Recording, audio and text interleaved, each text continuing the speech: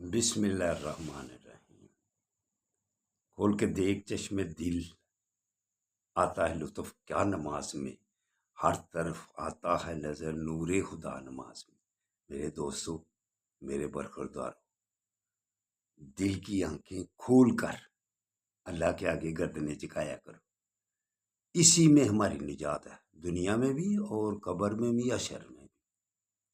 تو جو اللہ کے آگے سجدہ ریز ہو جاتا ہے وہی کامیاب زندگی گزارتا ہے، گناہوں کی معافی مل جاتی ہے۔ ساتھ ساتھ نماز ادا کرنے کے بعد نوافل کی کثرت، سنتوں کی پابندی، اور یہ فرض روزوں کے بعد یہ جو محرم 9-10 محرم الحرام، ان کا بہت زیادہ ثواب ہے۔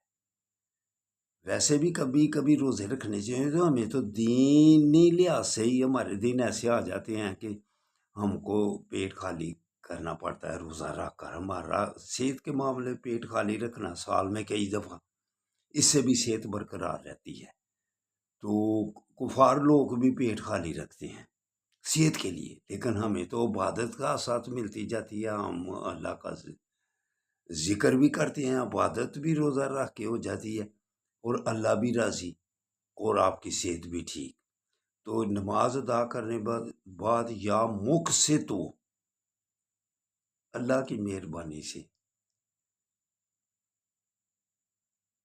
خوشحال ہو جاؤ گے، صحت بھی A1 اور دولت بھی آپ کثرت سے آئے گی۔ تو دیکھو، دنیاوی بھی فائدہ، دینی بھی فائدہ۔